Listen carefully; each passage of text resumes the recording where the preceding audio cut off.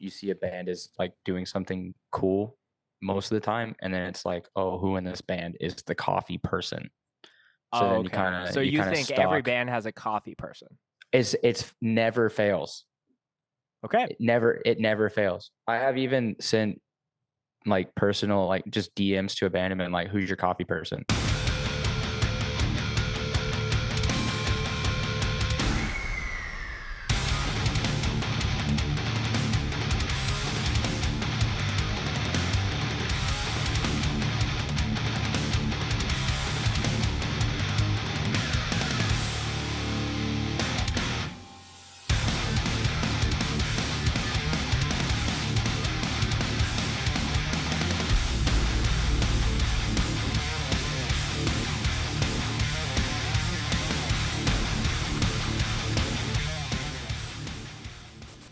What's good, my friends? Thanks for tuning in. This is another episode of the Scoped Exposure podcast. When I think about Scoped Exposure, we're definitely the Bev podcast. There's other people like Hardlord. They're like the fast food McDonald's podcast. So if I'm thinking of hardcore podcasts and I'm the Anakin Skywalker of said universe, I think the clear counterpart, and if anything, the more wiser Bev podcast, in my opinion, is the guest that we're bringing on today, the Obi-Wan to my Anakin, so to speak.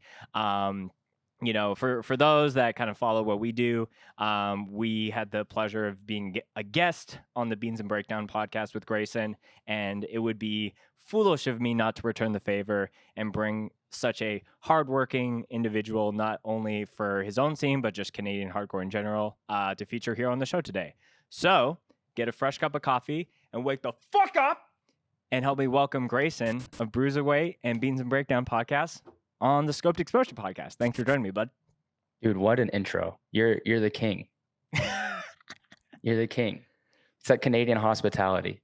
It really is. This is truly east meets west in a lot of ways. I'm thinking back to when you said very, very nice things when we were on the Beans and Breakdown podcast and about not meeting your heroes. And I'm like, I do not deserve such an intro. So I wanted to be able to deal it back, And you got a bit of a prequel Ewan McGregor kind of look going on with the beard and everything. So I feel like I am a fan of the walkouts, the dramatic WWE, the box. I'm a big boxing fan. So yeah, like Canelo, like that's just always in my head. So yeah, but I appreciate the return. Yeah, I try to do my very best here, try to set the tone right. So Grayson, I don't say it just because you're on the podcast or just because I wanted to return the favor. I've been a fan of what you've been doing with your own podcast. Been a fan of BRUISERWEIGHT, which is the band that you sing for. We're going to get into that since now you have music out. Because I think even back when we did our interview on yours, like the demo wasn't out at that point. So still pretty fresh. And it sounds like you guys got some cool gigs coming up. But before we have to chat music, as you know, Bev check time. So I hope that you've come prepared today, my friend. The lore stands true. I have been listening also to Scoped Exposure podcast for a while, as long as I've been following the channel. And I've been waiting for when am I going to check? What are the Bevs? Because I'm a coffee guy, obviously. I have something a little special. I just met, Jake from My Island. Mm-hmm. Yeah. So we just had a little talk. King. Yeah, the powerful vocalite of Brampton. But we recently did a little ditty together, and I picked this up when I was at Outbreak in June. Okay. Dark Arts Coffee out of London or Hackney, they did a collab for Outbreak specifically, and it's called Crowd Killer. Wow. Which, some boxes being checked. Dude, that is so brave because some like boomer mom is coming in being like, what do you mean crowd killer?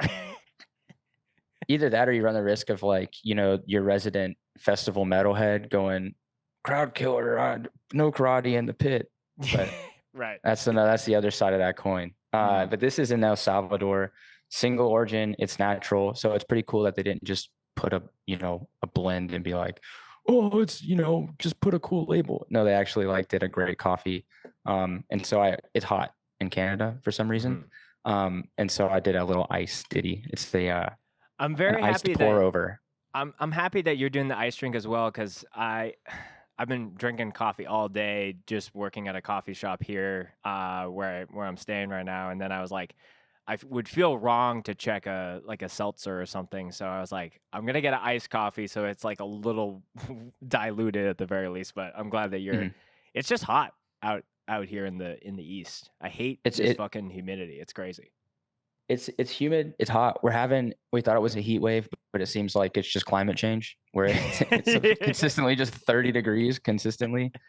But yeah, I had to go iced. I do a pour over that's iced because I'm a cold brew hater. Sorry, Lumpy, but I don't like cold brew. So I do a little bit of a fancier version.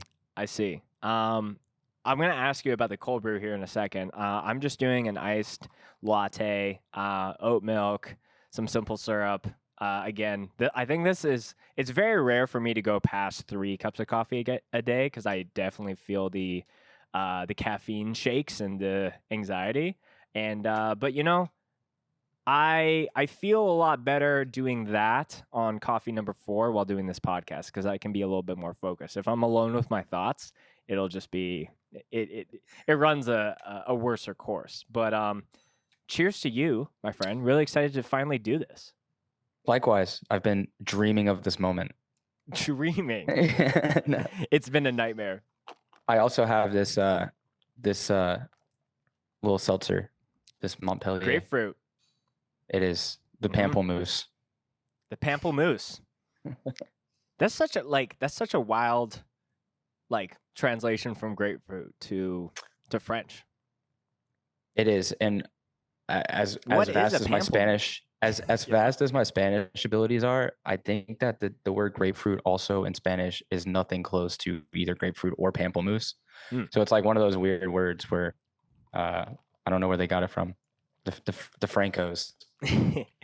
So before we get into the main kind of first intro questions, why do you hate cold brew? Because that's a very hot take, and I'm sure there's people starting to consider clicking off of this podcast. So I want to give you the floor to at least make your statement as to, do you think it's overrated, underrated? Like where do you fall on the scale there? So I would not say it's overrated. Okay. I think that for most people, it's a great cup of coffee. But for me, because I do mostly like pour over coffees, when you make cold brew, you're not adding any heat. And so what that does to coffee is that it has a different reaction with releasing the CO2. I'm going to get real sciencey. It releases the CO2 differently from the coffee. When you make like a pour over, you do something called a bloom, where you pour just a little bit of water on it. It blooms. It releases a lot of the gas that's still trapped in the coffee beans after you've ground them and roasted them. So what that does is that initial bit of water from the bloom is the more acidic, fruity, like funkier tastes from the coffee. And then the rest of the pour over is kind of balancing the sweetness. When you make cold brew, you don't get any of that. You literally just get the chocolatey, nutty sweetness. You get no acidity and not a lot of brightness unless you're doing a really crazy, funky coffee, which is another thing that I would like. But most people are just like, put in the nutty blend and fucking just make it all chocolatey. I don't love that. So I just like the complexity of doing the pour over with the ice. It's a bit more work, but to me, it tastes way better. I don't know. Yeah. Well, so I think hate is a strong word. Hate is, if I'm going to bind and there's cold brew, I'm going to get cold brew. Of course. So more preference. Yeah, maybe not hate. Maybe it's do not prefer. Exactly. It's a preference thing. It's not a straight up, because at the end of the day, it's both nothing. Coffee that's cold with ice, but it's just made same but different. It's the dilution is different. What are your thoughts on nitro cold brew versus regular? Is that a totally different ball game? Underrated. So it's good. Underrated. So good. It's like drinking an awesome Guinness with no alcohol and virtually no calories. Yeah, it's true. Sick. It's very sick. We have a cold brew and nitro cold brew machine that we got at work, and it's been dangerous for me to leave work and not bring one of those home. So I was strong, but still went out and spent money anyways. But anything for Grayson. So Grayson, we've talked a little bit about bevs, but I'm supposed to start every interview normally with, especially for a new guest who comes on the show, about their hardcore origin story, how they got kind of put on the path of either playing in bands, doing a podcast, whatever they're up to. So take me back in time to like the first shows you were going to, the first time you were hearing heavy music, and how that initial spark kind of happened for you. So I have a similar story to a guest you had on a few months ago, Jesse, who plays in Abrasion and Momentum, and he was talking about growing up in church and things. That's more than a few months ago. That's like the second episode of this season. Oh, so like January, right? Yeah, of last year. Time is a son of a bitch. Yeah. So basically, I grew up very churchy. So I listened to a lot of Skillet. People are gonna laugh, but that's the truth. And it was this weird channel on TV that used to come on like the Christian station after school.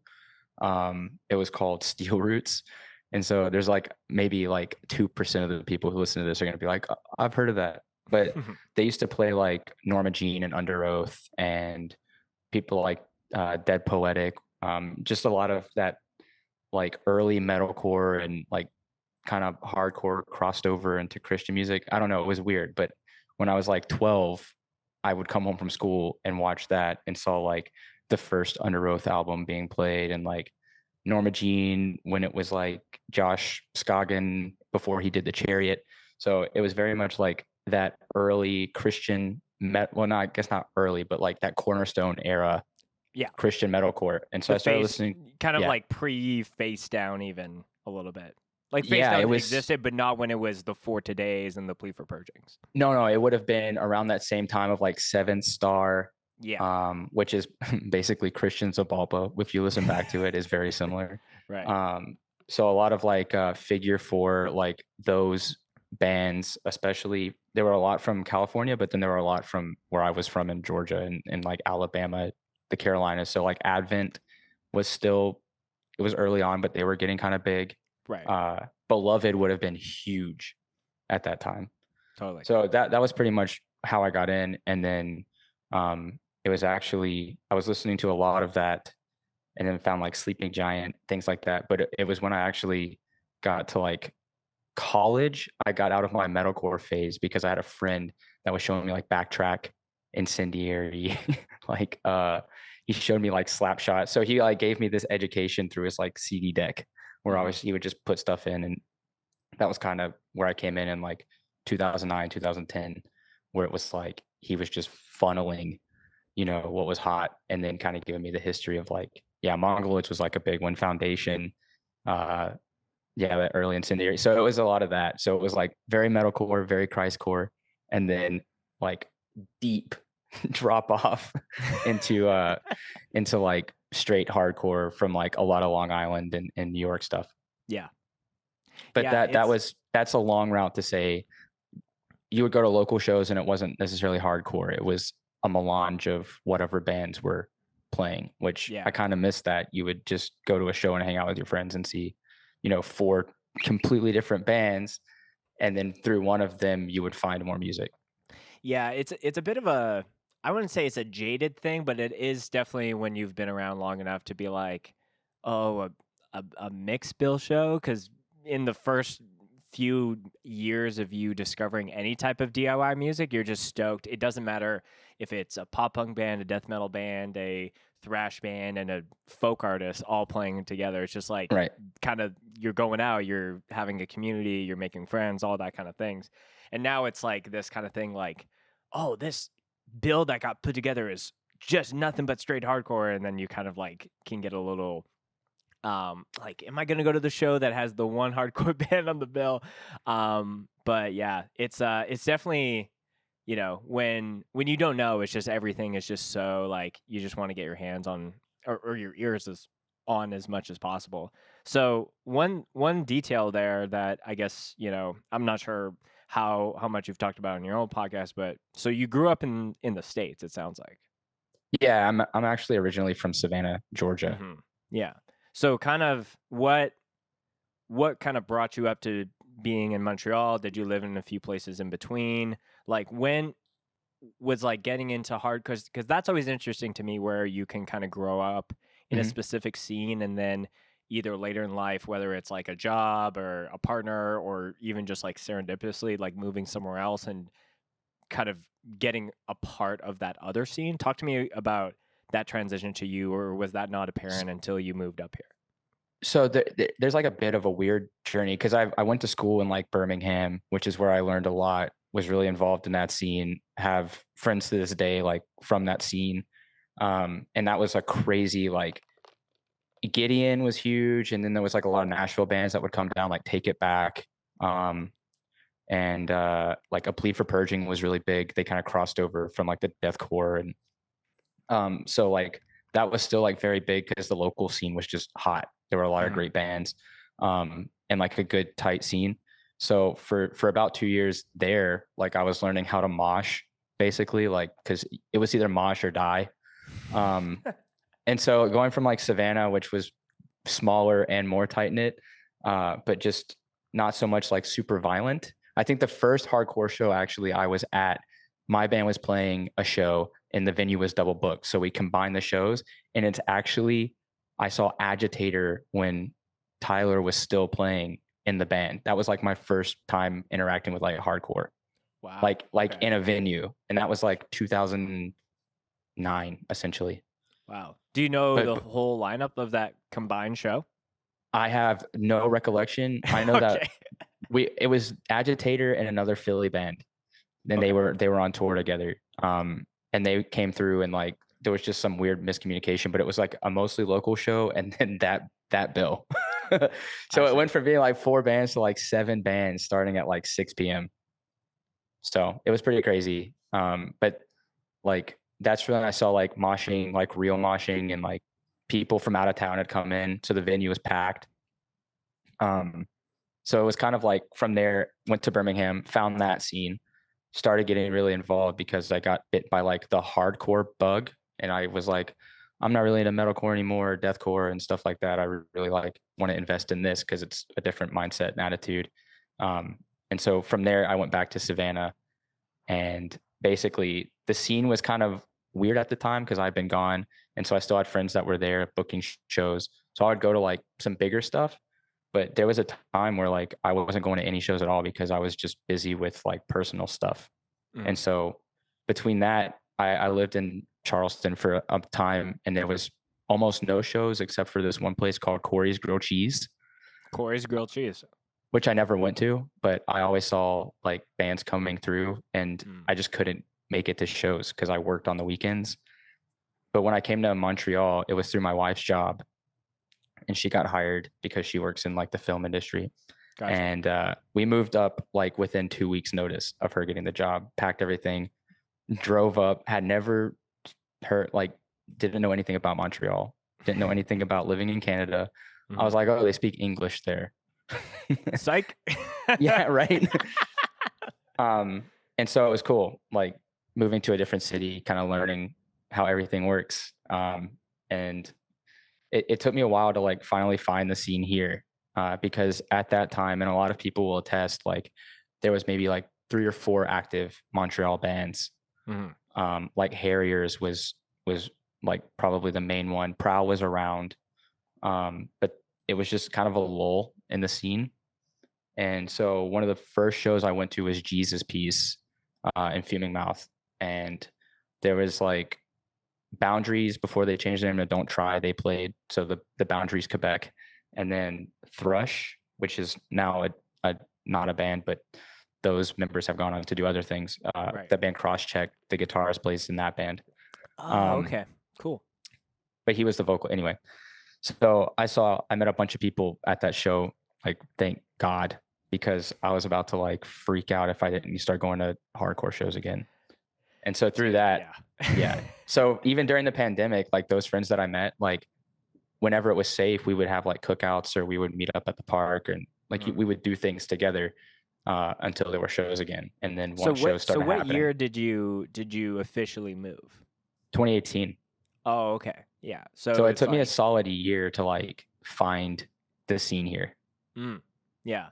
Which, like, you know, depending on like how big it is, like it still happens nowadays where it's Mhm. like I'll get DMs from people on the Scoped account being like, "How do I keep up with what's going on in Calgary? Because I'm only following you or someone that I'm like forwarding them a few Mhm. accounts." Some people are. It's almost like it's kind of a weird thing because back in the day when you had to just like look at posters on like a telephone pole or like read about it in a zine or talk to the one person that knew of all the shows that were happening, and this is before fucking GPS and all that. And like I like some people, like I consider myself in more old head territory than I am like a young hardcore like kid, but I'm still of the era of like not having to do much of that through the internet, but like there's Mhm. almost like so much happening depending on certain scenes. And if it's not very clear, like you're a part of if you're a part of this scene and you want to know that shows are happening, here are the things, like like even like Facebook groups for like certain at least Western Canada scenes were like the place, and now they're like just spam areas Mhm. for literally anything. So it's kind of funny how the ebbs and flows change as far as the information hardcore highway. Right. Like, and then even moving to the scene here is, predominantly francophone, which makes sense because we live in Quebec. Mm-hmm. So even on Facebook, trying to navigate to finding those groups and figuring out what the post said, because I moved here with zero French like understanding at all. So even trying to get involved and like figure out like, it was just extra work to try to translate all that stuff. And it was um, kind of discouraging for a time because I had a lot of work. I was traveling a lot for work as well. So it was like a 50-50 kind of thing, like not having the time to find it and then having to go through like extra steps to like Language really hunt barriers. for it. Yeah. Like a whole ass language. So, Right. It is but very yeah, humbling as a Canadian when you are in Montreal, where you're like, oh, we are second in line when it comes to, the spoken. Can I tell you about the first time that my first time in Montreal? please do. A very quick story. It was there. It was right after high school. My dad was doing like a charity golf tournament. He needed like a caddy, and I was just like, free trip to Montreal, sure. So we went. He had like a business call, and so I went to.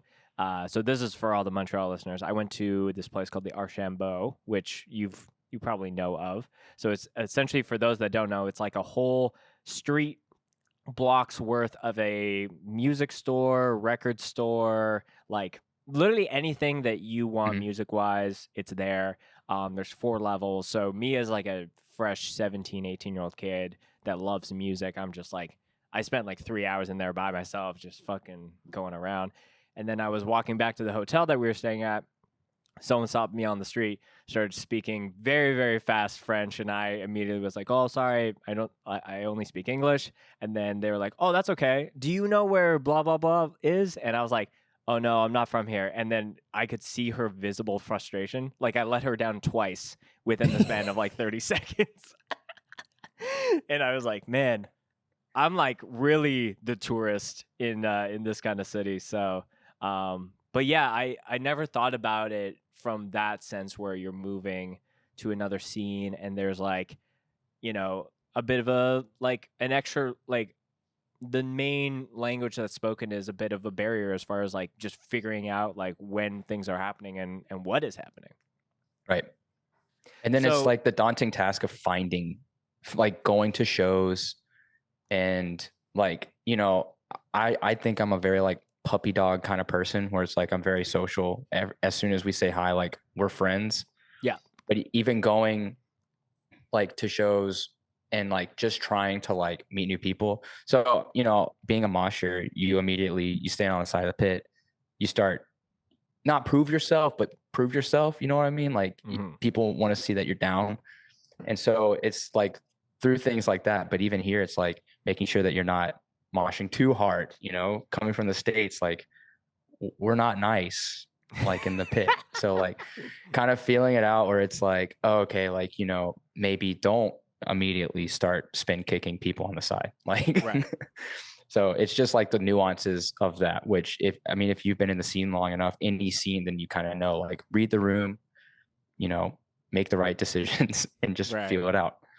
It's very funny to see, in my opinion, the goated moshers of the global hardcore scene, where they have to like, if them at a fest in their prime is like level 10, they have to be at like level 3 when they're band or they're on tour in like Japan, and they're like, I don't want Corey from Move to fucking spin kick this, like, you know, Japanese kid, and they're just like, you know, like, Yeah, there's like, obliterated. yeah, but there's different things where, like, I've heard in that same example where he like does turn it up for like a certain band or a certain set, and people are stoked to be knocked out by Corey from Move. So I do think that there is an aspect of like reading the room for sure, especially when you're playing those festivals that have definitely like certain bands that are like, this is the palate cleanser. You know, maybe there's some stage diving. You know, someone's got to break the ice at the end of the day, but at the same time, don't break the ice when there isn't any ice to break, if you know what I mean. Yes. That's a hell of a statement. Yeah. So just force the ice breaking. Just force it. just an ice pick. Just fucking slam dunk. Make it happen. So I want to get into you starting your podcast, but I'm gonna hit you with like the more hard hitting philosophical question. Beans and Breakdown is, in your words, as far as what I'm looking at your Instagrams and your socials, is a podcast about the bridging the gap between specialty coffee and heavy music. Is that venture something that you feel like is already there and you're educating people what that gap is? Or is it kind of like, I'm finding the discovery of that through all these discussions with people that like coffee and the core? Where's your mind go with that? So initially it was kind of taking two kind of subcultures that do have a lot of maybe elitism and gatekeeping surrounding them, and being like, look at these two things that a lot of people both like. If you put them together, you can find common ground on pretty much anything. Everybody likes coffee, or 80%, 85% of humans like coffee. There's a good majority of those people that also like metal, hardcore, punk. And saying heavy music is just really about kind of being as inclusive as you can, because it's finding those crossovers into like, I play in a punk band, but I love Sick of It All, or I love like, you know, Biohazard, or like some old New York hardcore shit, or like Youth Crew. And so like, it's really about finding common ground where somebody listening to maybe more of the hardcore episodes, they stumble across another one that's like, oh, I've heard of this band, but like it looks punk or it looks really metal. But talking to those people and not just talking to like a band is finding about like, how did they get to where they are, and what are the bands that they, you know, listen to when they're not on stage playing whatever genre they're in. And so it kind of goes between, like, the coffee is more about like opening it up, because you share a cup of coffee with somebody, you can talk about the coffee, you can be like, what do you think about this, whatever your knowledge level is. So some of it is about like bridging a gap and making it like more noticeable, but there already is like a bridge there. And so for some people it's about talking and learning, whether it's about music or especially about coffee. Like, I love having nerdy coffee guests on. Like, one very notable conversation I had was with Paul from Between the Buried and Me, which is like, if you've been in any kind of like metalcore, deathcore scene for a long time, like before there was prog, there was like Colors from Between the Buried and Me. Right. So before there was jazz metal prog, there was that album. And anybody, any old head that you're like, oh, Between the Buried and Me, they're like, I love that album, Colors. That's always the answer. So having him on, I'm sure there's a lot of people that are like, oh, you know, we want to hear about the new album, or we want to hear about this. He talked for almost an hour about roasting coffee.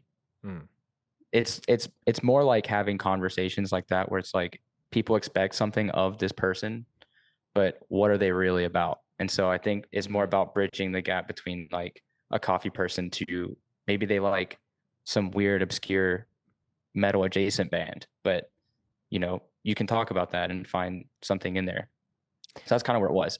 A lot of it was boredom, and I needed to find something to do before I went crazy in the pandemic. Because yeah, it was kind of during pandemic lockdown times. Or were you thinking about it even prior to that, or was that like a stew that was just brewing?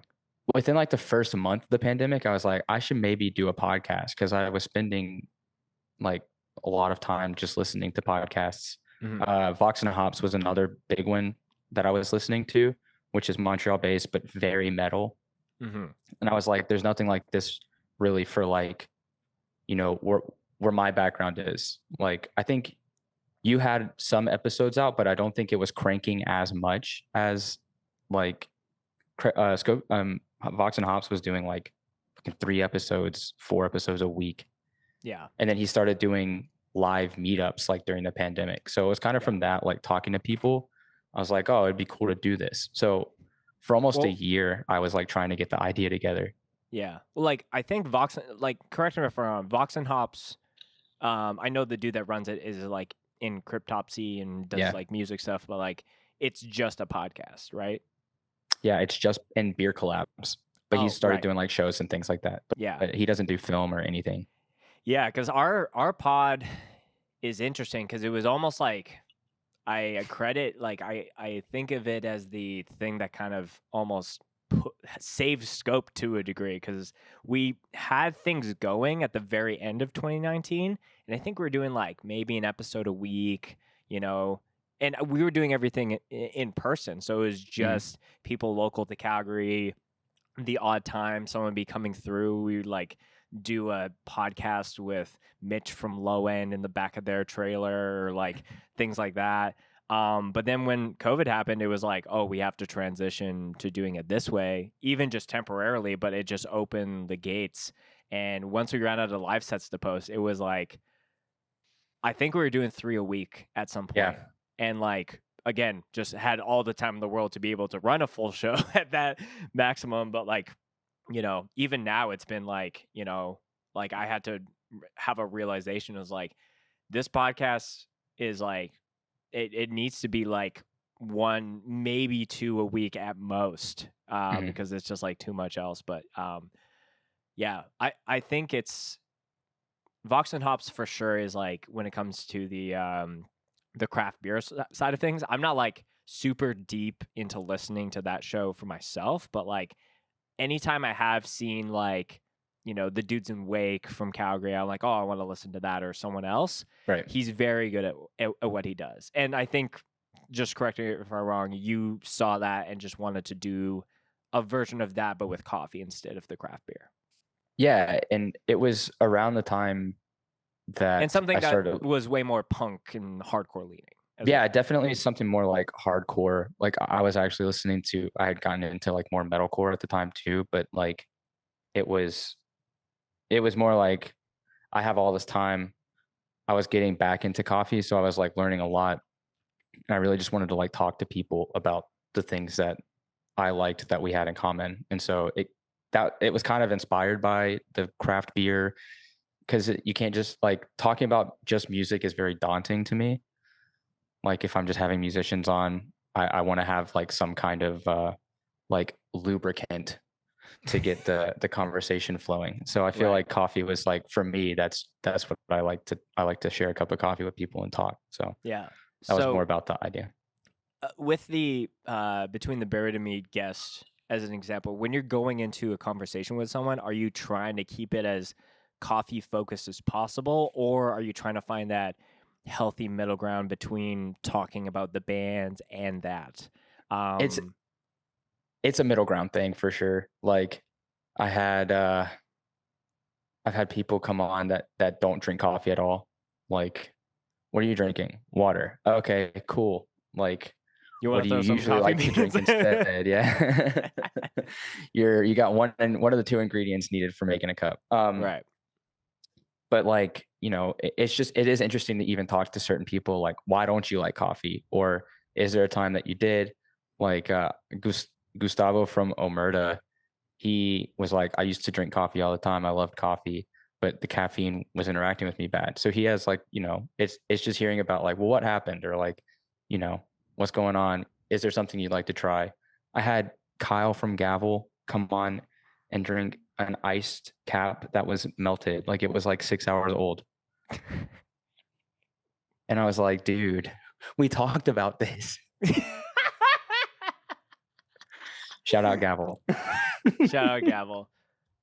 That's always the thing. Like we just did an episode with Joe Hardcore, and I usually, for the edgemen who come on the podcast, I usually don't try to drink a beer on the show out of just like mutual respect. But I had no other, like my beverage was very lean, and I was like, well, I have this, pale ale, and literally checked it, and he's like, well, I have nothing to say about that. Nice. Through and through. Through and through. I mean, like, I will say the ice cap red eye. I don't know if you've had that before. No. I see the defeat on your face. I mean, so I'm like, because the wheels are turning, I know it's got to be an ice cap with a shot of espresso dumped in it, right? Yes. Yeah. Okay, just to defend all the ice cap drinkers out there, I feel like that's just the only way that I can do my ice cap now. I can't do it with like just the milk and like it. That is the closest thing to a real deal coffee drink at Tim Hortons, in my opinion. I'm with you. So when I'm doing Tim's, it's like a last ditch effort, right? Mhm. Like you're on the 401, like in like Port Hope or some shit like that, right? You are falling asleep at the wheel and you're like, I gotta hit this on route. Yeah. So you get on the on route. Don't forget to get it with oat milk because you will shit yourself if you don't. But I will say that lives have been saved by Tim Hortons. So like I have 2 trips to Toronto, like back-to-back weekends coming up. Mhm. And so I'm like, one of them is like at night. So I'm gonna be like, oh, maybe you know what? I might do the ice cap red eye. That's a good one. I might do it. I'm not Okay. I don't hate Don't the ice knock it cap. until you try it. I don't hate the ice cap, honestly. I think it's way better than a frappuccino. Yes. Oh, a frappuccino is just a dessert, like just a dessert drink. Mm-hmm. It's not a drink. It's a dessert. It's a cake in a plastic cup. It is. It has ruined coffee culture in suburban America. Starbucks has ruined so many things in coffee culture, and I will die on that hill. Like working at a coffee shop, and then some 17-year-old girl comes in and says, "Can I have a caramel frap? No, Ice caramel macchiato. A caramel macchiato." And I'm like, you realize you're asking for an espresso cup with foam on top, and just being like this dumbfounded, like that's not what it is. I'm like, well, I can do a caramel latte, which is like still hella sweet. Like, I would not touch that with a 10-foot pole. But yeah, there have been times where I have to educate people because Starbucks has poisoned the minds of so many, coffee drinkers out there. We're off the rails here. I'm like, where were we in this conversation? We are. Okay, so using the coffee element as your way, but I do like that visual of like, when you're wanting to either get to know someone or just kind of catch up, you go for coffee, you sit down, and you're just doing that with a fancy microphone in front of you, doing it over Zoom. And I think that's a very wholesome and just very authentic way of being able to introduce. And I think it's very important to allow the guest, if the dude from Between the Bear and Me is like, I've done enough podcasts about this, I'm very excited just to talk about this other part of my life. Yeah. Well, because he runs a coffee roaster in Charlotte. He's also very connected with that roasting community. So it's cool to be like, you're not just a dude who plays guitar in a legend level, metal band. Like you have this whole other world that you're involved in. Um, and so it's very cool for not just for me to hear how stoked he is about, what he does when he's not on the road, not touring and playing shows, but um, having other people that are a fan of his that are like, oh, well, maybe I should check this out because, this sounds very cool. Like coffee sounds cool. Or it's just, you never know who's going to like hear it and want to learn more or want to know more. Right. And so giving him the space to be like, this is what I'm about is enjoyable for everyone. So Right. that's basically what it is. It's less of like an interview, like, uh, you know, investigative journalism and more about like, what do you want to talk about? Like, it's just a chill kind of conversation, more Mhm. or less, where you find things out about somebody you've never met. Totally. So when you're doing your I guess like your guest searching like efforts, like are there, because there are definitely some people who are like who are the lumpies, who are like they have their own dedicated coffee account, shout out coffee guy 1990. But then there's other people that you have to, it's if kind of thing. So when you're thinking about new guests, and like you said, it's not like Beans and Breakdown only is like all these coffee nuts. Like I do like you kind of going down the rabbit hole of being able to talk to someone in a sick band and seeing what their relationship is, past, present, on coffee. But how do you like kind of seek after some of that? Do you have any like sin- hidden tricks of being able to kind of find out who's about the beans and who's not? So there's an algorithm um to it, and like my wife is also very good at it. She helps me with a lot of my technical shortcomings. But it's like, you see a band is like doing something cool most of the time, and then it's like, oh, who in this band is the coffee person? So Oh, then you okay. kind So of you you kind of think every stalk. band has a coffee person? It's never fails. Okay. It never fails. I have even sent like personal, like just DMs to a band and been like, who's your coffee person? Just cold DM. Yeah, Who's your coffee person? if you can't find somebody, be like, hey, like I want to talk about this EP, but like, who's your coffee person? And then Oh, okay. so there's that, and then it's like, you have a guest on that's like, oh, you should talk to like this person or this person, and because Totally, they're totally. they're like the one in the coffee chat. Mhm. So, and then yeah, so some of it's word of mouth, some of it's using that coffee guy algorithm, and then sometimes it's like people are stoked and want to talk to the podcast because they like coffee. Totally, yeah. So we've had some of those too, which is cool because that means that they like the podcast. Yeah, they're already invested. And that Yeah. that definitely helps when people are like they know the flow of everything versus like you have to kind of bring them up to speed on what that's happening. And usually the bigger of the guest, more time that means you have to kind of bring them up to speed mid interview. Yeah, So, it's daunting. yeah. But that is funny just to be like, because coffee is that thing that is so common in our culture nowadays, Mhm. where you could ask any band to be like, hey, who's your coffee person? And like, it sounds like you've had no like, oh, sorry, we're all like, we like iced tea or like anything weird like that. Right. Uh, I haven't had so I've had certain people that like I did want to talk to just Mhm. because I've either like heard something interesting they said like on a podcast, or like I've seen like a video of them doing so. Like it sometimes there's like certain people that I'm like, that person's they're like a celebrity in the scene. So like sometimes maybe they're not into coffee, but it's interesting to be like, well, what do you drink? Like, you don't drink coffee. Like, what do you do? Mhm. What's your favorite thing? Is what Hardlore would probably say. So it is interesting to be like, well, if you're not into it, then why? Mhm. Yeah. Not like in a judgy way, like in a truly sincere, because it's like I have tried to not drink coffee and it's very difficult. Have you done that in the sense of like trying to have like I'm not gonna drink it for a week, or like have there been times where you're like trying to cut it out altogether?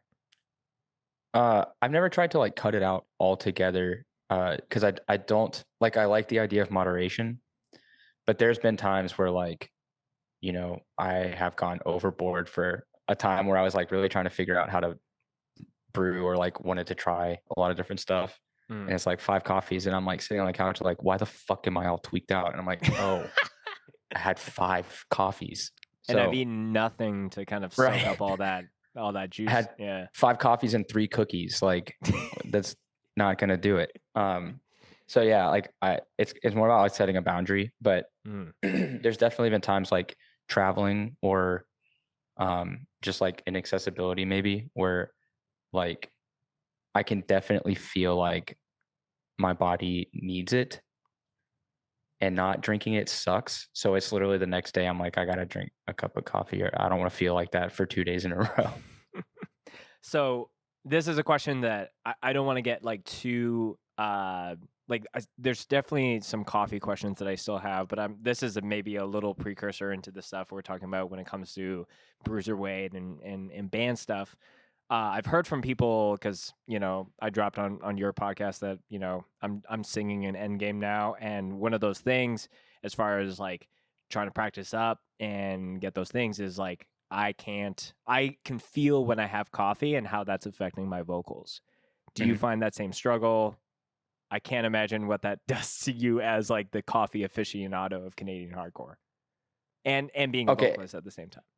So yeah, so like caffeine is definitely not good for doing vocals at all. Like it's really, really any kind of vocals, singing or screaming, anything. It's bad. Like it coats your vocal cords in like a bad way. So it doesn't really allow them to like move in a good way. I don't know how to, I'm not a scientist. I just I'm know a this coffee from like, scientist, not a real human. I just know this from like taking singing lessons like from like ages ago, and Right. don't drink coffee or don't have caffeine, the day before. So it's basically like finding a way to like your cutoff should be, like if you have to do vocals at night, I usually just cut it off at like in the afternoon. But at this point, like I have a routine that I've been doing like 2 coffees a day. I just do one in the morning, one in the afternoon, that I think the rhythm of like my body is probably used to it as well. But yeah, it definitely affects you. Like I don't have I just kind of deal with it. I guess is the answer. I tough like, it out. Yeah, I just grit my teeth and pull myself up by my bootstraps like a good American. Like a good old American. Yeah, like a good American. Yeah. I don't know. What is your coffee routine order? What do you try? Like what is the normalcy of your caffeine intake? Usually it's like between 9 and 10. I have a nice pour over, nice little and it's usually a fruitier, funkier coffee.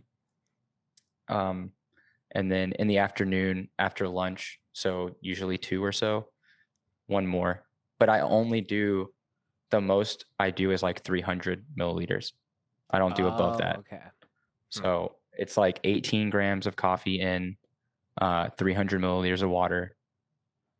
Good single cup of coffee. Sometimes I do 250. So that's even better because you go through it and then you feel, good. And then you have less caffeine. More health. More health. Big health.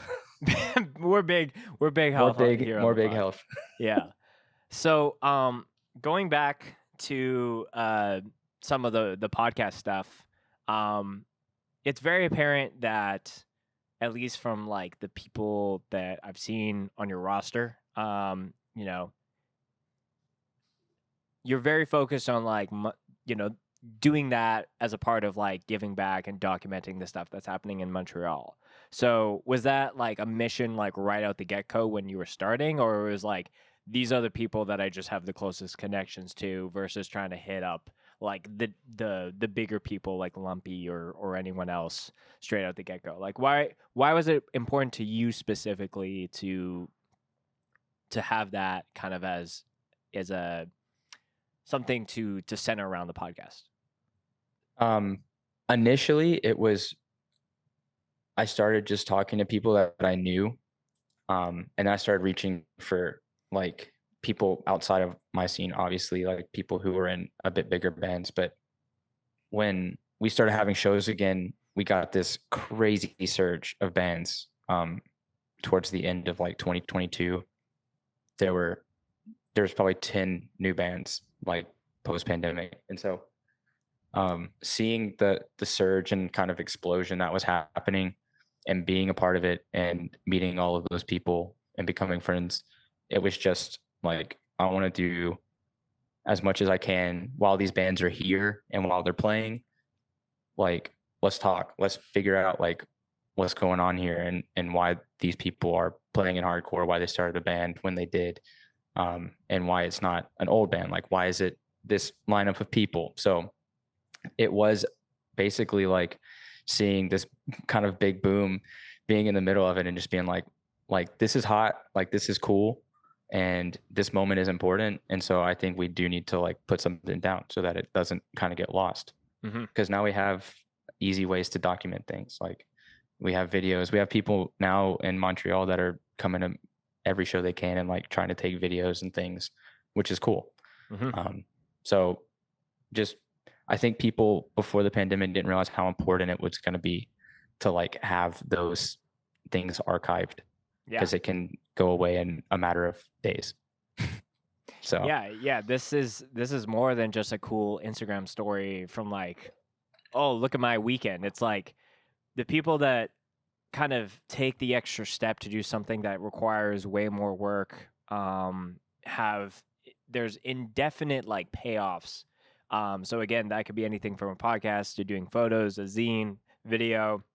And it's definitely like we're in a very like awesome time right now. Like no matter where anyone is listening to this, like it seems like every scene is having that like post-pandemic boom.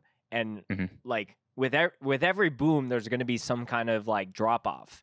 And I think it's very important to uplift the people that are like active in that like a bunch of new bands all at the same time. And like there'll be that cross reference when, you know, like there are people that think about like, oh, like when this shit goes back to like, you know, 50 people in a room or like whatever it is. And that's definitely a possibility. And like I've been going to shows for fucking forever at this point, and I've been a part of that reality. But my hope is that the people that are like getting involved in something, whether it's booking shows, doing anything, any of the things that I had said before, they continue to do it past the point of it being like cool, like past the tourism like window, whether that's like, you know, a 2-year thing or whatever. But, you know, I think this is like for people that have been in the shit for a long time, it's like really cool to see us have a bit of a moment, and that's connected to so many different variables, you know. So I think it's just like it's very cool to see you kind of doing that for your scene in Montreal, and just like all the things that are happening there, like everything from Montreal Madhouse to like Prowl being, in my opinion, finally getting the roses that I think that band has always deserved. Right. Seeing that, like filming them for the first time, I think they were the first Eastern Canada band that went on the channel, and I think that was like 2017. And to see them finally like fucking just killing it out in Europe and like getting all these opportunities, it's just like it's very cool to be a small part of being able to cross-examine all those things and be a part of that history.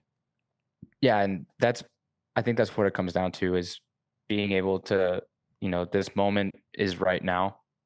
Like let's do the most we can with what we have, and then, you know, if there's a drop off, there's a drop off, but we'll have at least gained some more, you know, some more core people.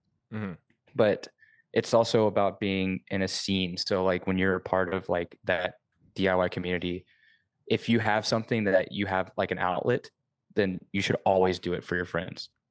So, you know, even if you have these bigger guests, like what you were saying, like, you know, people from international and the States and stuff, that's great. But the people who you're really going to get the most appreciation from, and there's a one hand washes the other kind of attitude, where I take care of you, you take care of me. We're in this together. So doing that for Montreal is important because I'm not from here. Like I could be considered, a tourist. You know what I mean? Like I don't speak French. I've been here for 5 years. I've been in the scene from right before the pandemic, and the immediate like hospitality and welcome that I was shown when I just started going to shows, and like people making me feel like I was welcome, even though I'm not from here, but because I wanted to be a part of it and wanted to be involved, like I'm extremely appreciative. Like there's certain people that I met the first show I went to in Montreal. I think like after the pandemic was Under the Bridge, and like those people were so nice to me. Like and they mosh like they're in it. And so just being able to like do everything I can to make Montreal people know what's going on here and know about these bands, even in my whatever reach I have, is very important to me because we're world class, baby. Montreal worldwide. Listen, y'all might know about Prowl, okay? But y'all know about, Offside. Offside rips. That new EP, fucking amazing. Like there's bands here that are insanely good. Scaramanga, come on. Like we've got world class music. And so just I feel like I didn't know anything about Montreal, and a lot of people don't know anything about Montreal because it's that weird, Canadian city that speaks French. Like Right. there's so much more to it, and there's so many more people from not just in Montreal or Quebec, but from all over that move here that make it like such a vibrant scene and community. So Totally. really just doing what I can to like broadcast like, hey, like we've got some cool shit going on and we welcome everybody. That's basically the gist of why I focused as much as I could on those Montreal bands. Yeah, I think it's with anything in life, like the more that you travel and you experience new cities and new cultures, like you realize like how little you actually know about how things work or the world in general. And I think that applies to hardcore. Like if you just stay within your scene and maybe go to the one dope fest and like, go to This Is Hardcore or Sound and Fury, that's great, and like continue to go to shows. But like I get nerdy about like going and I've had the pleasure of like with Scoped to be able to go cover like some smaller scenes and smaller festivals, but then get to kind of talk with people and learn the complexities and the different things about that. Like I think about when we just did our Listen Up series for June, we had Kyle from Smoke Signals, which is a band in St. John, and just to talk and learn so much about like their struggles of being like a true Eastern Canada band, like an Atlantic hardcore band. I got so many messages from people being like, you need to have that guy on for a full interview because there's like so much to break down there. And I think, being in Ontario now, like, and seeing how the scene operates here and how there's so many things happening at all once. It's almost a little like overwhelming versus what we have out west. But yeah, whether you're able to document that through, talking about it or doing something like that, like I think it really helps educate people where, maybe they just don't have that access to be able to, a lot of people, and I'm sure you feel the same way. They're like, I can't remember who it was. Someone was on our podcast and afterwards was like, hey, how do you do this? And I immediately went into the technical, like, oh yeah, I use this microphone. They're like, no, how do you talk to someone and keep it engaging for 2 hours? I'm like, oh, I'm just natural for me because I'm like genuinely curious about like learning all these things. And we're doing that here today with some fucking Joe. So some Joe. Yeah. Some Montelier. Yeah. Few other coffee questions, Grayson. What's the worst coffee term that exists in your opinion? What's like the thing that you're like when people are describing something or it's an order or like anything that is within coffee, like boils your blood to no end? Full-bodied. Why? Because it's not a tasting note, and people use it as a tasting note. Full-bodied is a valid explanation of texture when you're describing maybe espresso, especially traditional espresso. Mhm. But calling espresso full-bodied, and when you're asked what kind of taste do you like in your coffee, and replying full-bodied, that literally tells me nothing. Like, and anybody in coffee that disagrees with me, please send me a message and explain to me what full-bodied tastes like. So I can tell you you're wrong. It's not even that. It's just I really, really want to know why this term is so commonly used by normies that don't know anything. And I'm being very, very elitist right now, and I apologize. But I want to know what full-bodied is. Keep it up, Grayson. I don't want to be that guy. I don't want to do that. I want you to be that guy. I love accessibility. I think that but if you say hardcore and full-bodied, coffee should be for everyone.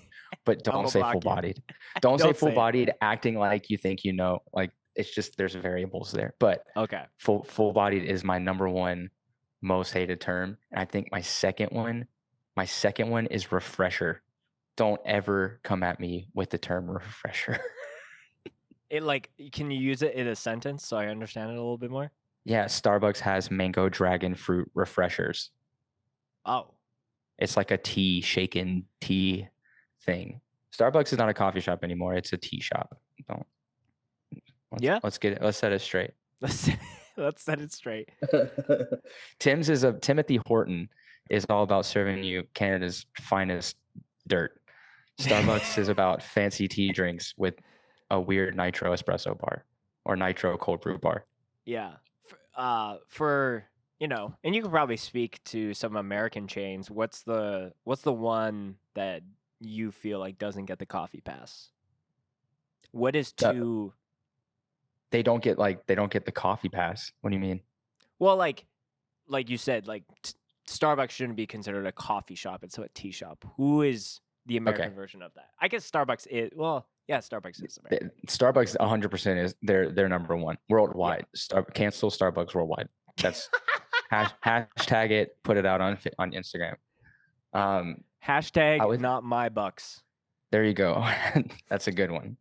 Oh, if there's not a Beans and Breakdown shirt that says "Not my bucks" made, I'm gonna cancel you.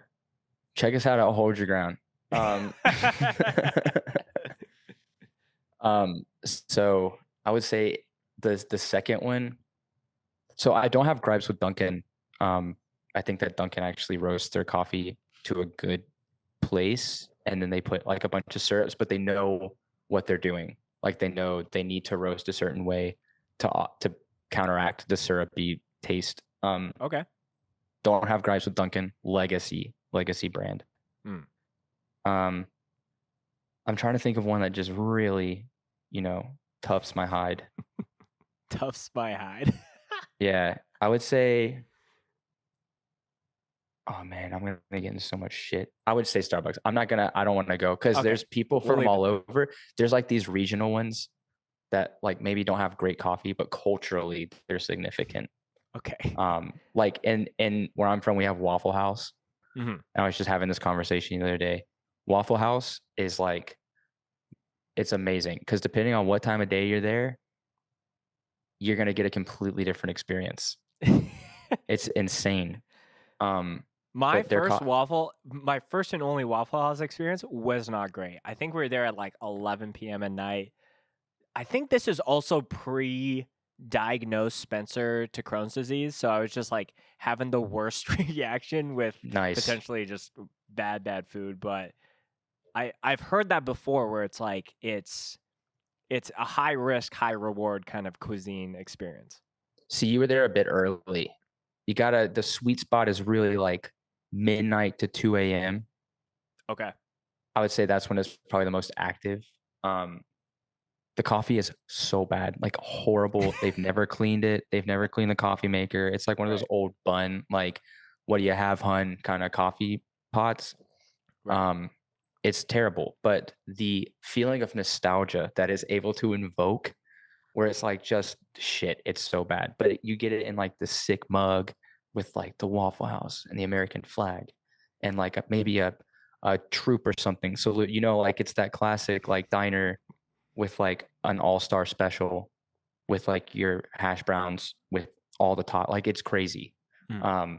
I would say that I would like that's great, but the coffee's horrible. And there's a lot of those. Like they're all over. I'd say maybe IHOP. IHOP, the coffee is just inexcusably bad, and IHOP as a whole is terrible. Okay. So Fuck you, yeah, IHOP. we'll say IHOP, not an IHOP guy. So one of the last coffee related questions, and then I want to move on to Bruiserweight. What, in your opinion, is the perfect pairing to a perfect cup of coffee? And so I'm thinking like pastry wise. What is, when you're going to dream coffee spot, what is the perfect complement of a sweet or savory thing to combine that perfect morning for you? Man, this is so difficult. We ask the hard questions here. Yeah, this is hard hitting journalism here.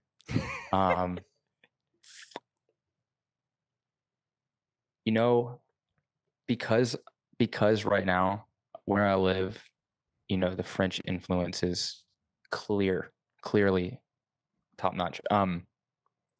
I've been on a like a chocolatine, like it's for those of you that don't parler français, it's a it's like a very flaky croissant kind of rolled around with chocolate, like dark decadent chocolate like baked into the center. Right. And so when you get it like fresh, you bite in, it's warm, it's flaky, it's airy, and then you just get this rich chocolatey like burst. It's so good. So counteracted with like a nice, you know, single origin, natural process coffee. The flavors go crazy. We'll just say that. I would say Yeah, that, and then that does in the sound like a dream. afternoon vegan brownie, Okay. Vegan like brownie. rich vegan brownie. Yeah. Anywhere specific that you're wanting to get that vegan brownie from? Nah, it's you can pretty much find them at all places here. There's I think at Cafe Pista they have a really good vegan brownie. Okay. That's probably my favorite, and I like that spot a lot. I keep trying to tell people to go there when they play at Foofs here. Mm-hmm. Nobody listens to me, No. but it's Listen to good. Grayson. He knows the coffee and the coffee sweets to match. It's because of Alec and Alice. So the Alec and Alice from Cloned Apparition, they're like the go-tos for all the people because they're friends with all the children in bands that are touring because adults can't tour anymore. So all of the children that come through to play, they meet Alice and Alec, and their spot is a block over, and it's called Piccolo. Oh. And so we have this constant back and forth. Potential. Yes. Oh, okay. And Piccolo, my only gripe is they don't roast. They are a shop for Myriad.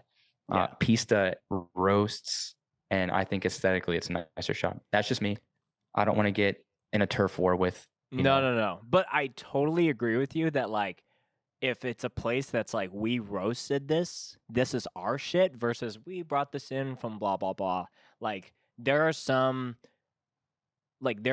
coffee shops that I've been to across Canada where it's like, oh, you have beans from so and so, that's good, but it's a step above when it's like, oh, everything is like this is our statement when it comes to what we're doing. It's very hard for me to not ignore a place that has roastery attached to it. So, yeah, I had somebody ask me recently what my favorite roaster in Montreal was, and I almost had a stroke because there's too many, and I can't like name a favorite roaster. I was like, what neighborhood? And they were like, what? I think something that if I could give you a challenge, I think as Beans and Breakdowns grows, and I definitely want to see that project keep growing and evolving, I think you need to make a master roaster like across Canada list. and I think you need to do some traveling with Nancy. Yep. Hit up all of Western Canada, hit up all the roasters. Like, I'll send you some shit, but like, Right. I think if you can go to like the Phil and Sebastian's and like see the operation in Calgary, like that is where you'll get the true experience. But I think if you had a master list, that would just be something I hand to any band who's like, we want to tour Canada, but we don't know the coffee spots, and be like, bam, here's the Bible. This is definitely something that Nancy and I have talked about. Is like talking with bands, and then when a band is like, my favorite spot in Tucson, Arizona is this, then bam, we have a map. So there's definitely, I accept the challenge. I just need to find an app developer that I can afford to help me. Dude, we will figure it out. This could be a year-long project, could be a 5-year, but clip this part of the podcast and cut to when the app is dropping. Go That's the download lore. it. If you're listening to this in 2028, download that shit. Get some. You're coffee. welcome. You're welcome. So obviously you talked a lot about coffee stuff, but you also sang in a badass band from Montreal called Bruiserweight. Dropped your demo very, very recently. When you're talking about like, you know, you coming to Montreal, you know, it sounded like you were doing some bands when you were still down in the States. Yeah, I had a few. Like I've had bands. Mm-hmm. None always been the as vocalist? notable. No, never. Oh, never been the vocalist. Okay. Never. No. So I'm a drummer. what were you doing before? You're a drummer. Yeah. So my whole musical thing has been play drums or bass, because bass is the most fun. And it's still rhythmic. But yeah, like even in Montreal before Bruiserweight started, I was playing drums in a few different bands that were like, we had been releasing music and like writing and stuff and playing some shows. And then when it was the two original guys from Bruiserweight, it was like they had written a demo and kind of rough tracked it and were looking for members. They asked me to play bass because they had seen me play bass in like a beat down band. Okay. And I was like, what if I try vocals? How would that be? And they were like, sounds weird, but you know, you can try. And so I like tracked vocals over like a shitty kind of like rough mix demo that they sent me and sent it to them. And then they were like, yeah, let's jam. Like, let's try it out. And so my first jam with them, we also had, I think we had bass and we had Alec at that point too. So we were the full 5, like jamming the 4 original, like the songs from the demo. Mm-hmm. Oh, I just gotta plug in the fucking laptop because it needs the juice. It needs its own coffee. I love corn. It's got the juice. So you kind of assemble it in that way. You guys went the route of playing a couple of shows before the demo came out. How's the reaction to like doing that kind of stuff versus, you know, some bands are like demo first. I've been on both sides of the coin, especially with these 2 projects that I'm in now. Endgame was a band that like played almost too many shows before our demo came out, but like it is what it is. And then AOG had it out prior to that. So if you had to go back and either change history or not change anything, like where do your thoughts go as far as, you know, having the demo out now and then playing the shows that you did? So because your Montreal Madhouse set was like, you know, when I was editing, I was like, damn, this band has no music out and people are fucking losing it. Dude, that was like, but that, I mean, I don't even understand the that was surprising to all of us. Mm-hmm. To like, so some of the people in the video, like some people knew the words, but those were like obviously friends of ours. Yeah. Like one guy lives with Ryan, the bassist, and they play in Deadbolt together. And then another one was a friend of ours who like he's in Crosscheck and he shares like a jam space. So like they had kind of heard some of the music, like maybe jams or something like that. But when we played our first show, it was opening for Buried Alive. And like nobody had heard our music before. It was like a sold out show essentially. So there was like a lot of people from the scene there. And when we hit the first breakdown, like we didn't know what to do. Like we came off stage and we were like, but why? Like But why? but why? So it was just very like I still would wait to release the demo. Like I wouldn't, if I had to change things, I don't think that I would change a single move that we did. Like even waiting so long, like the whole reason that it took so long was because we had some hiccups in the process. Like we tracked it like the same weekend we played our first show, which was in like the first weekend of February. And so we were in the studio doing it, played the show, and then finished tracking all on the same weekend. We had plans to get it mixed by somebody. It fell through. And so it got delayed another month or so. Then we had it mastered by somebody. So there were some things that like needed to fall in place that we kind of had. But I think it played to our advantage, honestly, because we had some people that are like, when are you going to drop the fucking demo? And I'm like, we're still waiting on it. Like, you tell me, bro. I don't have it. Like, I know y'all think I have it. I don't have it. So like, honestly, maybe there were some things like in it being finished quicker that could have changed. But like, I think we're all super happy with the moves that have been made. I mean, we still have like a lot of awesome plans that have happened simply because of how we kind of played the cards, I guess is how. So I don't no regrets, right? Like I don't really regret any of the moves that we made. Like no regrets. no rugrats. No, what's the tattoo? It's not regrets, it's regrets, I think. There's one that's an A, and then there's one that's like they flipped the E and the R, so it's regrets. Are you telling me two motherfuckers got no regrets misspelled? Yeah. That should be a one, like, okay, we can laugh, but there's someone that, you know, is also a dummy. There's but Alabama no energy. That's Alabama energy right there. I always say that because I have so many friends from Alabama. You know, shout out to all the Alabamians. Alabamians, I think. Alabamites? One of those. That sounds weird. Yeah, no regrets. But adding "ite" at the end is also weird.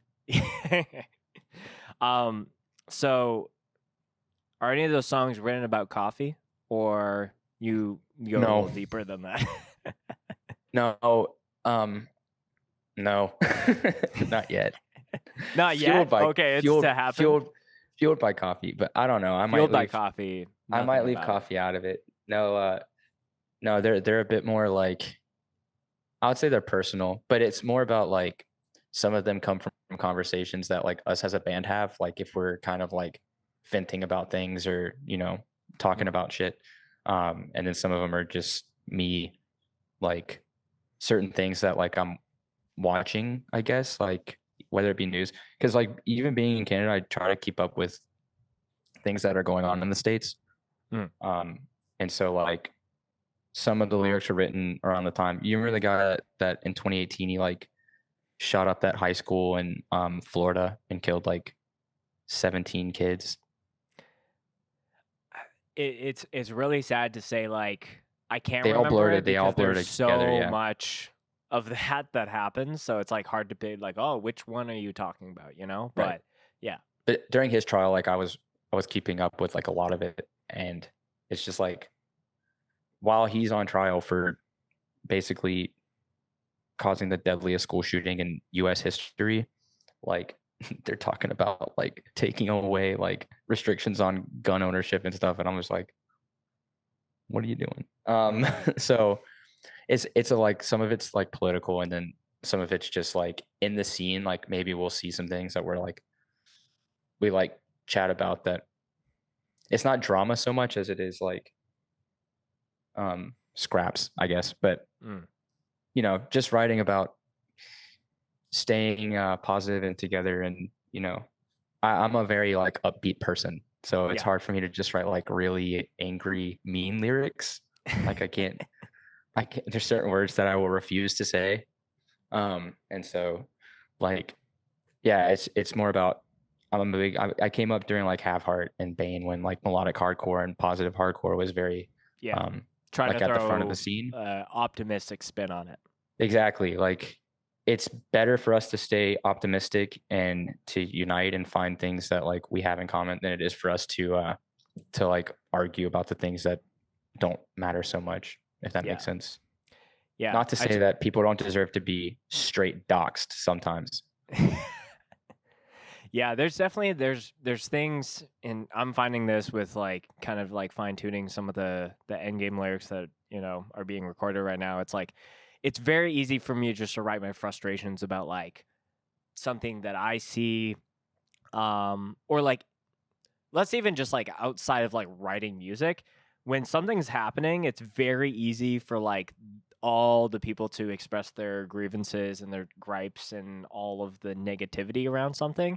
But very few people will actually kind of like try to explore and like to play devil's advocate and try to look at like where's the gray in this kind of thing. And sometimes there's like very little gray and it's very black and white. And that's, I feel like that's more situational. And 9 times out of 10, there's like something to learn or something in the weeds of it all. But very few people actually want to get into the weeds. They just want to have a tweet of a take blow up or like, feel like they said their piece about it. But yeah, at least on the writing side, like, or writing side or any kind of influence, if you're not able to throw a bit of like trying to like move forward, like optimism kind of side of things, because that's how my brain works, and it's jarring at times for me when I see someone being so negative about something, but they almost like get off on it in a way.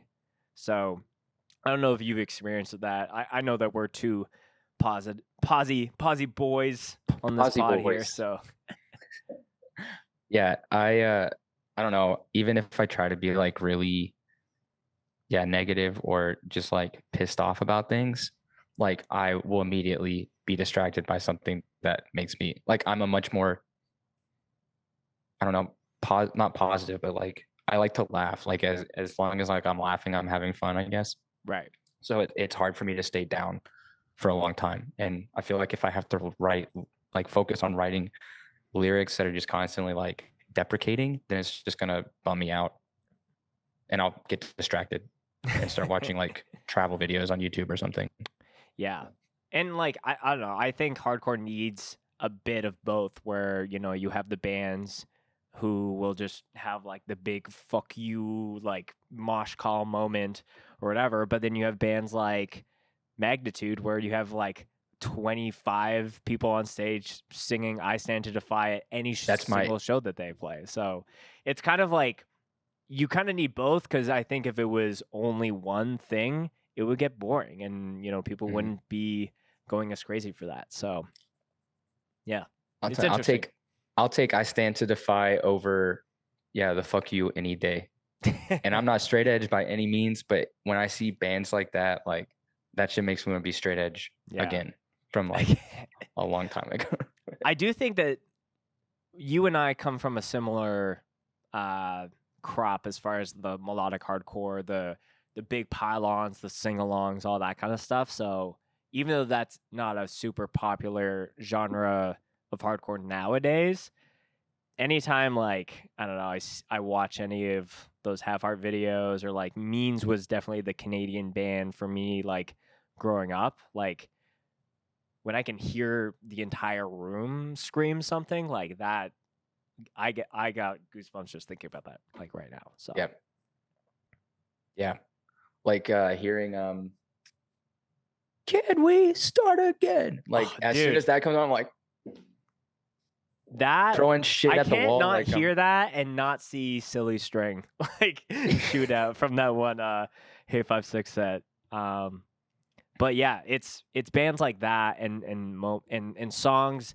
that it's bands like that have that focus of like, yes, shit sucks, but what are we gonna do to like try to make it better? And that to me has just always been like the hardcore attitude.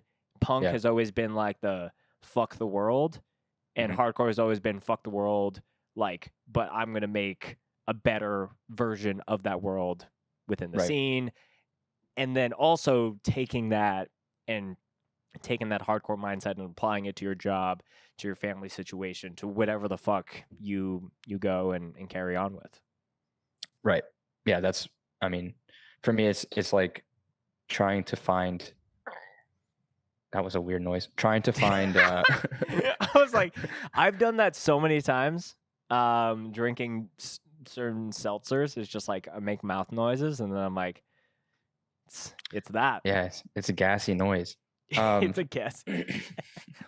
No, just like you're saying, like finding like what's the thing that I can hold on to that's gonna like make this better or make this work. And so as it's always been like whenever you're going through something hard, you like turning to your friends and like even if it's just hanging out, like that's always been like the way to do it. So I always associate hardcore with like the best times I've had, where it's like I'm going to a show, even if like something has upset me or like if I'm feeling down about something or I've been through like a shitty situation, if I go to a show and hang out with the people that I know there, then I'm gonna feel better.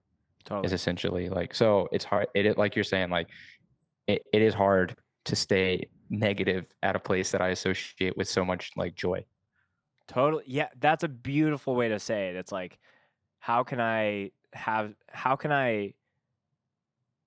be a part of something and like be negative and shitty in that when it's been the thing to give me so much joy and happiness and create so many connections and all these different things. Like, I think that's definitely been, and I've talked about this a little bit on the socials, and I'm not going to take up too much time about it, but like definitely have been in a weird spot in my life, and like Scoped has always been the thing to help have some escapism of that and like allow me to do that. But there's definitely been certain lines that, you know, I'm definitely someone that kind of wears my heart on my sleeve. It's very hard for me just to like, everything's cool and calm and collective. It's like, you know, how I'm feeling is, you know, is how it's very clear.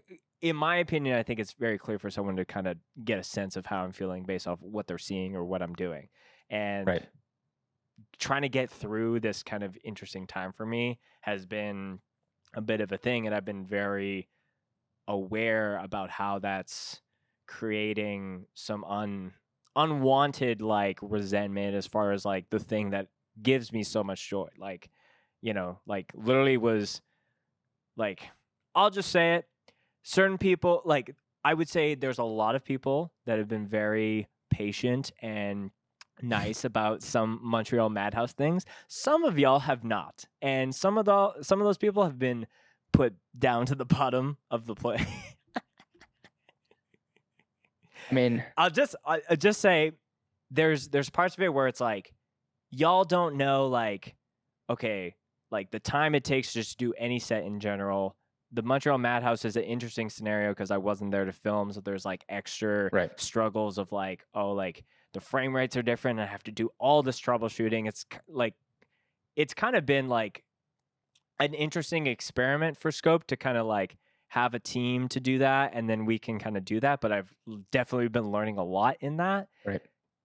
There's sets that I go into that I'm like, I got to get one done today, and then I edited the Primal Horde set, and I'm like, holy fuck, this band's incredible. Like I get joy at the end of it, but like I'm recognizing that there are times now where like it is a job and it's just at that scale, but I do need to remind myself that like this is the thing that like has opened so many doors for me, and like even if it like imploded tomorrow, like I would still look back and be like, I should look back and be super grateful of everything that's happened. So that's a bit of a weird tangent. And I, you know. Okay, so like, I have questions for you. Sure. Scoped exposure is not your full-time job. No. Correct.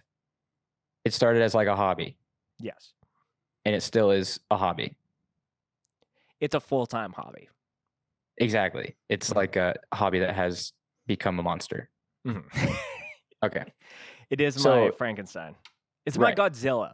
I think Scoped exposure is Godzilla. So you work a job. You work basically a full-time gig and then you do scoped on the side. Okay, you're not editing sets fucking 8 hours a day. Right. Right. Okay. So let's just go ahead and establish that. So I share in your frustration of certain people in Montreal not having the big smarts, the wrinkly brain enough to say like, oh, hey, like, you know, this, he doesn't fucking do this full time. He's doing this because he enjoys it. Just like I play in a band because I enjoy it.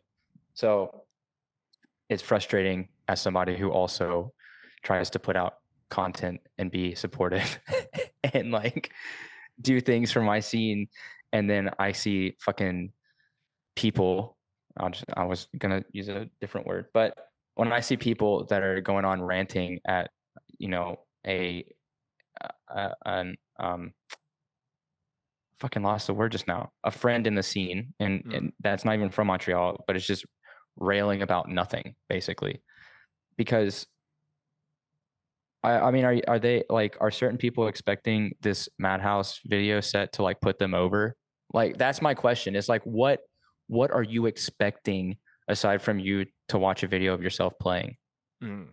That's all I'm wondering. Like, I feel like that's a fair question. Like, do you feel like that Madhouse set video is going to get you signed to a label so that you can tour full time and put out a $30,000 album? Like, what are you expecting it to do? I understand it's cool to watch yourself, and maybe it's unfair for me to ask these questions because my set's been out, but there are other people that I'm friends with that don't have their set out and they're not being assholes. Like, and they've done a lot more. Yeah, and And again, I feel this like is this not is being the aimed. Grayson This is, defend me on the Montreal it's not. fiction. And I feel like it's not to come off as being aimed at a single person. There's a few people where it's like you need to understand, like, there's hobbies and then there's jobs. Like, you want me to come for you, like, and attack you because you're not doing your hobby as much as I want you to? Like, Right. that's not fair. So if that's to say anything, and I know I just probably just came off as a non-positive person in that statement, but just chill, Right. like, the set will come out. It'll come out. People's mental healths are more important than seeing a video of your favorite local band on stage at a fest that you already went to. Right. And I appreciate it. And this was not on my list of things I wanted to talk about. It needed to be said. I appreciate it. And if I could pull the curtain back even a little bit more, just to give a little bit of a reality check to everyone, like, I think the reason as to why I'm even out in Eastern Canada is because I didn't have like my priorities in line of what I was doing, and I was only focusing on scoped. I was only focusing on like this side of things and feeling so overboarded by like everything from like all the different fests and maintaining this podcast and like trying to just only focus on building the snowball, that I was like, oh shit, like life is real and life is going on in the midst of all this happening.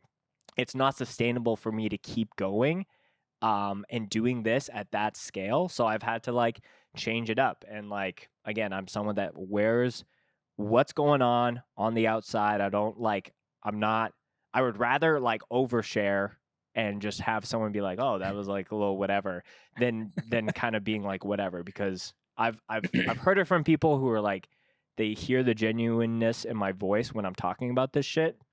And it's just like, it's to a point now where it's like, okay, like I'm working like a full-time job. I got like all this other shit in my life that we don't have to go into the details here.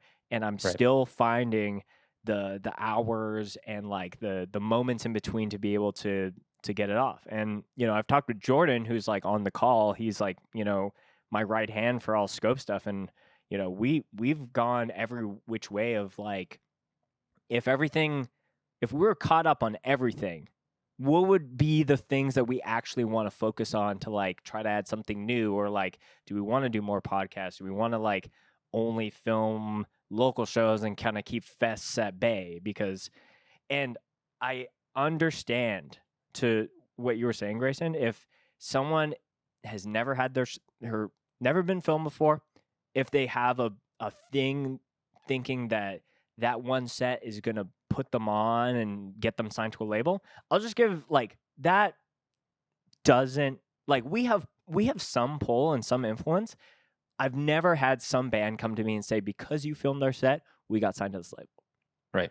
I've had it recently where I'm sure you saw that clip from Mike from Street Justice talking about going vegan and how he's stronger than everyone and mocking people that eat meat. I haven't talked to him yet, but I'm pretty sure that because that's been the most viral thing that we've ever posted. It's still like I still get notifications of it every single goddamn day. Street Justice played with the Acacia Strain, Fit for an Autopsy, and the Squaler Grind in Toronto a few days ago, and they were specifically requested by Vincent. And Vincent's like he's plugged in on so much that's happening in hardcore, and I'm going to talk to Mike so we can like correct the record if I'm totally off basis here. But my understanding, because there's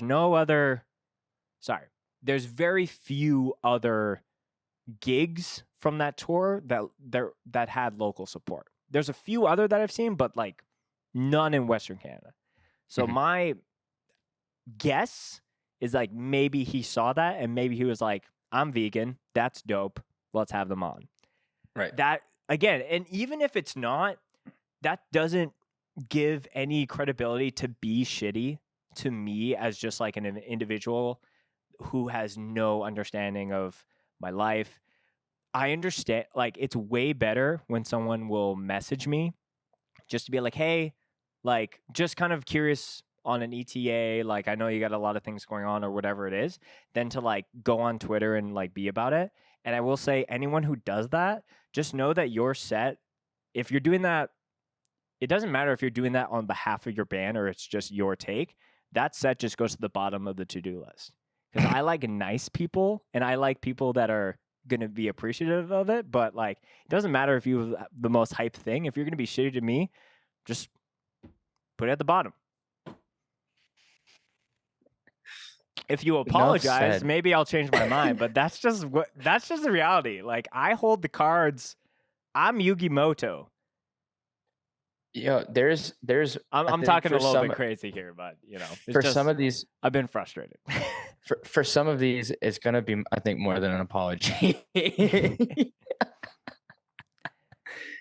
would take like, more than an apology to move that mountain. Like all love to the guys that run Montreal Madhouse, because none of this has come from their camp, and like if anything, they've like apologized on behalf of those people, but. Again, that's a whole other tangent, and I'm sure that's.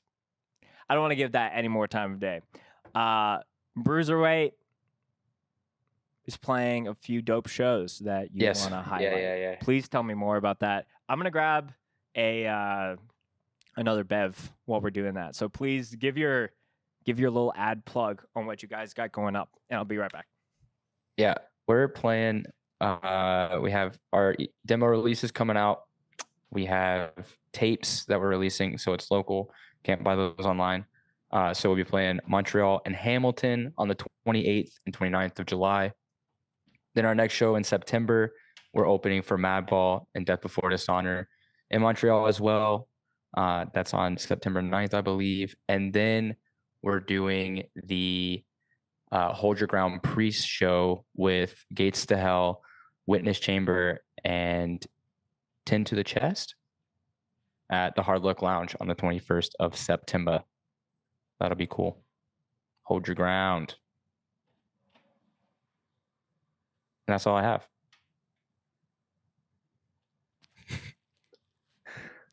Did I leave you? I'm not a good vlogger. What do you mean vlogger?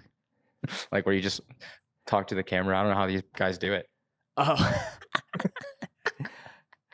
Yeah, Jordan, was there a long gap of time? I was like, oh yeah, I have minutes to take a piss real quick. But it's only like 4 shows. Okay. But yeah. Which one are you? Because how many shows have y'all played at this point? It's still like single digits, right? It's less than 10. It's like I think it's 7. 7? Okay. Wait, it's yeah. So Hamilton, Casa, 5. 5. It's 5, and then we have 2 more in July, and then we have 2 in September, and then we don't have anything after Hold Your Ground at the moment. But we have we're doing the Canadian. I've said this enough, but Canadians have the fucking toughest draw when it comes to trying to play the States. Oh, terrible. But we're doing the thing, and so it looks like in March we're gonna be doing it like a run on the East Coast. Okay. So hopefully that goes well. We're looking for a band from the States that we can do it with. So that's kind of up, and we want to do that. We want to release some new music as that's coming, and so maybe we'll look at doing a split or something. I don't know. That's cool. With whoever we decide to do. We have some names, but nothing's been decided at all. Do you think Pete Dunne would like your band? Yes. Or is it Dune or Dunn? It's Dunn, I think. Oh, okay. He's the Bruiserweight. He is the Bruiserweight. Have you seen our shirts? No. It's Is it online? Yeah, it's Terry Funk wrapped in barbed wire. That's really funny. Oh, that is him. Damn. He's not having a good time. We very much leaned into it. So actually it's cool. There's a wrestling league called the IWS. They're doing something soon, but the wrestler, the Green Phantom, they've asked to use, like his camp asked if they can use our song Killing Spree for a promo. That's cool. So that's pretty cool too. So it's cool that it's like actually catching on with wrestlers. So we'll see. You know, today, Green Phantom, tomorrow, Seth freaking Rollins. I don't know. The next day, Brody King. Who knows where it goes? I think Brody King's got his checks in the mail. Or yeah, God's a little locked checks down already. And then I think Seth Rollins also, he's got Code Orange X Incendiary on his payroll. So yeah, man, it's cool to see the continuation of that. That's definitely like a world that I still need more. Like I am the novice and the noob information wise too. But yeah, it's who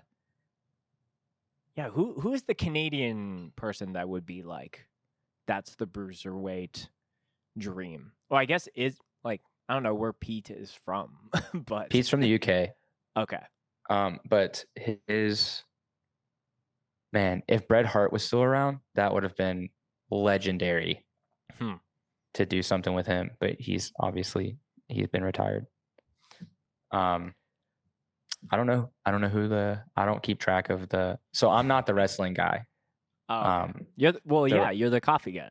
Yeah, I'm the coffee guy. The wrestling guy is Scott.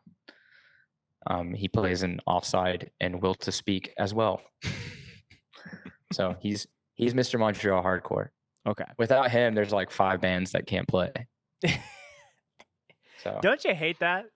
Where someone goes away and it's like literally 4 bands cannot be a part of a bill or a fest. We have literally we're having that issue right now. So the Ends of Sanity and D Block run that's happening. Yep. It's coming to Montreal the same day that Bruiserweight, Desecrate, and Crosscheck go to play Hamilton. Oh, and there's like, who's gonna support it? And they're like, I don't know. When Bruiserweight is occupied, there's 7 bands from Montreal that can't play. Why'd you do this? I didn't do it. I only play in one band. Yeah, you're the one band guy. I'm the one. No, literally, like, it was funny because at Madhouse, everybody else's band played. So they had a little folder with like the artists' passes or whatever. And in the Bruiserweight folder, it was 1 pass. For me. It's all the other everybody bands, else is in there, and all the other, all of that. Yeah, that's so funny. We have Cloned, Deadbolt, Excess, Shutaway, Will to Speak, Offside, Bruiserweight. Those are the 7 that Bruiserweight makes up. It's crazy. I really want there to be like a spider web graph or like some kind of app. I didn't even know what it is, but if someone could definitely map it where it's like you put like I'll just say like an Isaac Hale, and then it's Knocked Loose, Weapon X, Two Witnesses, Inclination, Heartstop, like all the past and present projects, and then from there it's like all of that else that kind of do. I think if you zoomed out, if someone made that mind map and you zoomed out, there would be a connection point to every single scene, to every single whatever the fuck. But yeah, sometimes it's hard to keep track of if you don't have something of that magnitude and you're just kind of going off of memory. Yeah, it's like a big map. Mm-hmm. Even in Montreal, it's crazy the overlap, and then like when you get to Ontario, it's way worse. Oh yeah, because it's like the GTA, the Greater Toronto Area, and it's like 30 people make up all of the bands out of 6 million people. Yeah, shit's crazy up here. They're all from Hamilton. They're all from Hamilton. There's also a lot of people who are like in Toronto that are just like a part of so many bands. Yeah, but man, it's great. Shit's crazy. Shit's crazy. Grayson, the caffeine is like just vibrating through my veins here. This has been like a really fun, like this feels like a true just sit down with a friend and just have a cup of coffee and talk hardcore. Whether the mics were on or off, I'm really happy that we did this. Last question before we start to wrap it up is a favorite Mosh-related story that you would like to end on. As you know, that could be wholesome, gruesome, anything that happened to you or that you did to someone else. Could have been a show you were at or just, something, that you were attending for fun. Whatever's first to your head is how we start to end the show. I would say that the obligatory moment would be at the Madhouse, when I thought I spin kicked high enough from the stage, but I didn't, and I kicked Blaine in the nose with a Doc Martin. I mean, if there's anyone who's going to take a spin kick, it should be Blaine. Well, it's funny because he's literally in the middle of crowd killing, where he's like about, like it's about to happen, and then Right. like my just unathletic ass comes around with a Doc Martin Oxford straight to the old honker there. Jeez. Apparently, like he like immediately started gushing. Like you can see, so if you watch the set, you can see like you kind of see the end of the kick, and then the next cut is like from the other side, and he's like running towards that camera, like with his nose covered. His hat flies off, everything. Like it was awesome. I didn't even know, we had never met before that either. Mm-hmm. So what an introduction. Yeah, it was great. I like walked up to Rob, and he was standing next to Rob from Dialone and Rust, and he was like, "You kicked me in the fucking face." I was like, "Oh, dude, I'm so sorry." I was like, "I saw that video. Are you okay?" And he was like, "Yeah, I'm fine." Yeah. And then Jessa was like, "He deserved it." Checks out. If anybody deserved a kick to the dome, it would be Blaine. Yeah. Blaine Webster. Yeah. Shout out to SOV. Well, dude, again, this has been fucking fantastic. The vibes, the chemistry, it's almost like we need to have our own fucking show together. I mean, but I'm not turning down no IP. Okay. we'll I'm sure there's something in the future lore of Scopes and there's Beans and Breakdowns to be had. But all the links to everything that Grayson does will be in the show notes. I highly recommend that people go check out the podcast, check out Bruiserweight. Grayson, anything you want to shout out, anything you want to end on, or anything you want to send the people off with? Yeah, check out the Bruiserweight demo. It's on all streaming platforms.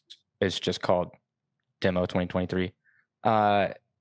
Also, if you go to Beans and Breakdowns, if you like coffee merch, like cool shirts and shit, there's like I sell shirts. Anyway, I don't know if a lot of people know that I sell merch because I never get any orders through my website. But when I go to like live shows, people want merch. I don't know. But go to the website, beansandbreakdowns.com. There's episodes, there's a merch store. And if you're at Hold Your Ground, I will see you there.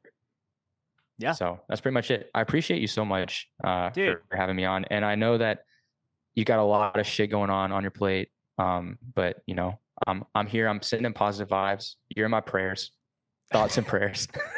I appreciate it. And like, yeah, like, I don't know. I think in the midst of anything going on, it's like I've really been reminded and that there's a ton of people that aren't just like following me because of like what little clout that they might get off of like being on the channel or on the podcast. Like there's real genuine people that I've been able to meet and be able to like rub shoulders with, and you are one of those people, Grayson. And like I really, really, really back what you do, and that's podcast content wise, but also musically. And I'm just looking forward to being able to like shoot the shit with you and, you know, drink some iced coffees at Hold Your Ground. So it's overdue. It's long overdue. It's about 6 months overdue, I think. Yes. And I'm very much looking forward to seeing Bruiserweight at the pre-show as well. It's going to be a time. I hope you're going to wear another Hawaiian shirt, because you wearing that shirt at Montreal Madhouse was a vibe. It was definitely a vibe. I tried it. I don't know if it's my thing. Well, there will definitely be a fit. So there is lore here. I don't want to go too into it, but there's fit lore. There's is fit a true lore? Oh yes, behind. Oh, you got to share this before you wrap. I'm so sorry. I should have gone into this earlier. There's definite fit lore, like from the first show. It's a constant discussion when we have a show. It's like, what's the fit? Like we all talk about like, what are you feeling? Like, what are you thinking? This is what I was thinking of wearing. And we literally like spend time where it's like, what's the fit? Because we're trying to get on that. You know how good Omerta looks on stage? Oh, fucking dripped out. My favorite boy band. Like straight up. We will never be at that level. But there's definite intention, because the first show with the sweater vest and the white shirt, that's like the Bruiserweight outfit. Like people still, they're like, are you gonna wear the Bruiserweight fit? And I'm like, I can't ever wear that again. It's too like set in. Yeah, you got to give it a year. So do it at like the release show for the next release. Yeah, we'll do it. That'll just be my tour outfit. It's like the hottest tour outfit you've ever seen, dude. There are times where it's like, oh yeah, I'm gonna do this one in a hoodie, and then every single time I do it, I'm like, that was the worst decision ever. My dream is to just get completely shredded and tattooed, so I don't even have to wear a shirt. But that day is never gonna come, right? So until then, I'm right there with you. Keep picking out shirts. Yeah. So shout out Montreal, shout out Coffee, shout out Bruiserweight. Shout out Bruiserweight. Shout out you, Grayson. I really appreciate you, bro, and thanks for coming on the pod. Yo, Steel City Hardcore, Toronto style, Montreal Hardcore, any bands that you can find from those scenes are good. Check it out. That's the backing. That's it.